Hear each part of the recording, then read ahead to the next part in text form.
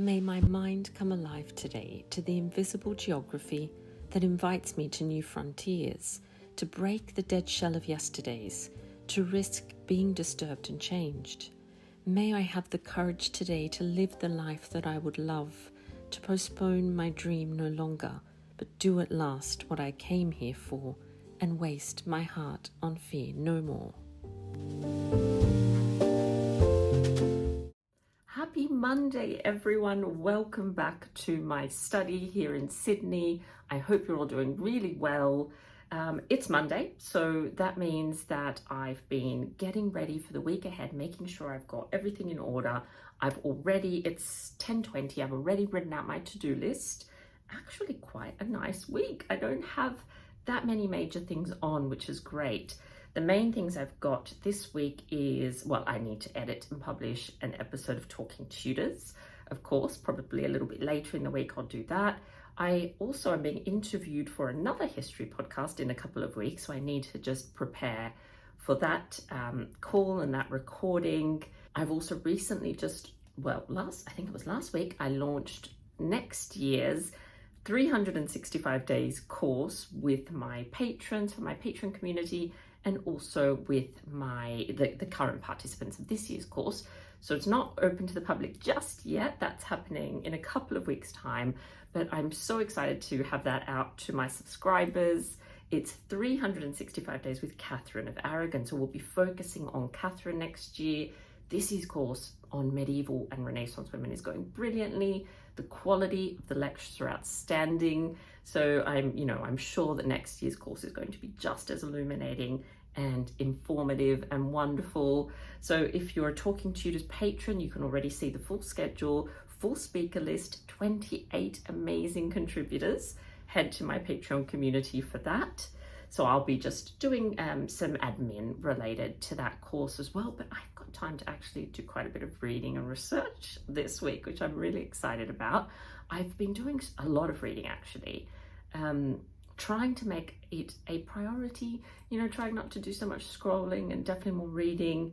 I think I've read around 20 books, and I plan to do a video on the books I've read so far because honestly, I've read some brilliant books, including the one that I wanted to show you, which is this one. So Between Two Rivers, Ancient Mesopotamia and the Birth of History by Dr. Moody al-Rashid. Oh my goodness. So to be honest, I was at the airport, and I'll tell you about that in a second, and I fell in love with the cover. That's the first thing that attracted me.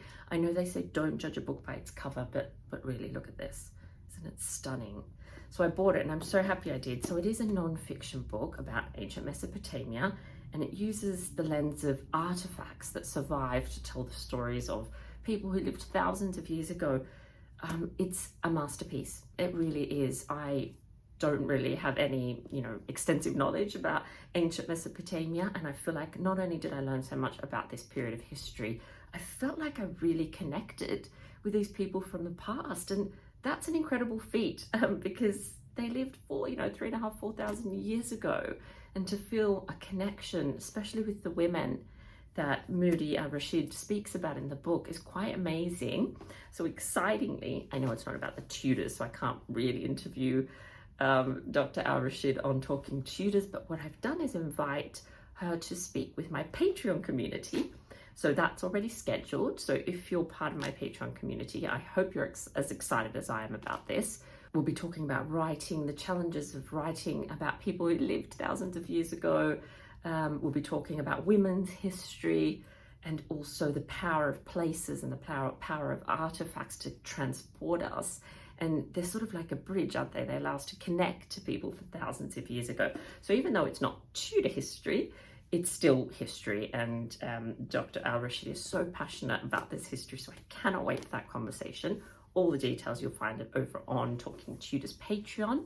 But this is just one of a number. This, I have to say, this is one of my favorites, but I've been reading so many great books, fiction, non-fiction, reading just for pleasure, doing some critical reading as well for research and study. So loving it, everyone. Let me know what you're reading at the moment in the comments. I also wanted to share that I recently went on a trip to Adelaide, and I want to share some little video clips that I took with you because I went specifically to see an exhibition at the art gallery of South Australia, and it is called Reimagining the Renaissance. So of course I had to go. Adelaide's only about an hour flight, a little bit more than an hour, so it's not too bad. And we made a bit of a date night with my husband, and we stayed in a lovely hotel and went to the gallery and then had a lovely lunch and dinner. So it was fantastic. And there were some really great portraits on display, which I'm about to show you, including familiar Tudor faces, which was wonderful. So I couldn't miss it. I had to go to see that. So are you ready? Let's go to Adelaide and let's see Reimagining the Renaissance. And I'll touch base with you after that.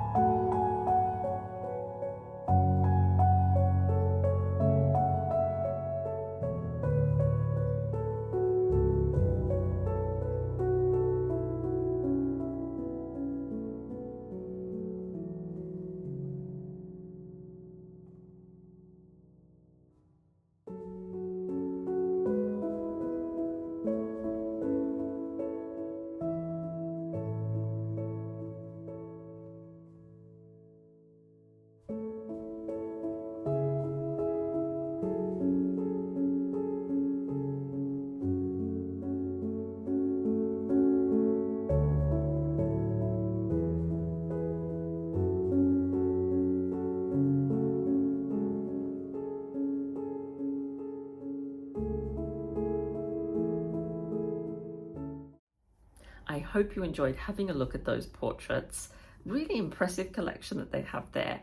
I actually now have my eye on the art gallery in Melbourne, and I'm hoping to be able to pop over to see their collection of 16th century artworks, because I saw online that they have a portrait by one of my favorite 16th century artists, Antonis Moore, and oh my goodness, I would love to see this in the flesh.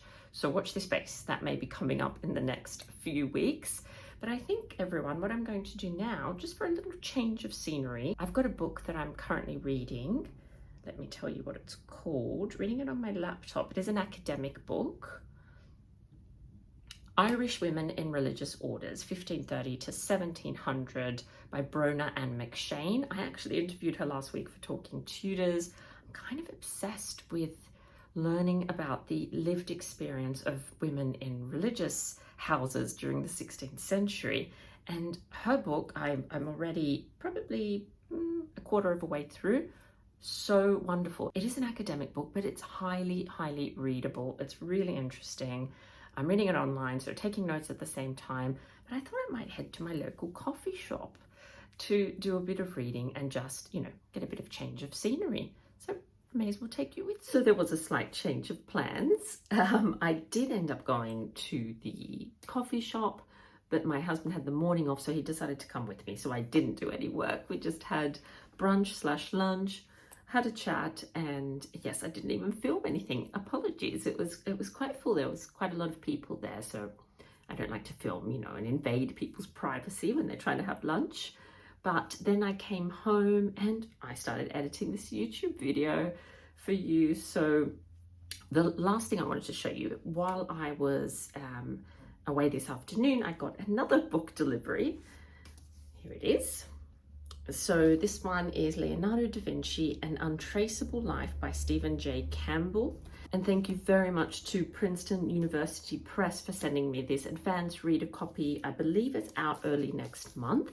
It looks and sounds really, really interesting. I'll just read you a little bit from the blurb. So it says, Leonardo da Vinci never signed a painting, and none of his self-portraits can be securely ascribed to his hand. He revealed next to nothing about his life in his extensive writings, yet countless pages have been written about him that assign him an identity: genius, entrepreneur, celebrity, outsider. Addressing the ethical stakes involved in studying past lives, Stephen J. Campbell shows how this invented Leonardo has drawn speculation from generations of connoisseurs, art dealers, curators, scientists, and biographers who have filled the gaps in what can be known of Leonardo's life, with claims to decode secrets, reveal mysteries of a vanished past, or discover lost masterpieces of spectacular value. So it goes on, but it basically says, far from being a solitary genius living ahead of his time, Leonardo inhabited a vibrant network of artistic, technological, and literary exchange. And the blurb goes on from there. So it does sound really interesting. It's got some great reviews on the back, saying things like fascinating, brilliant, an important book, an anti-biography, a remarkable work.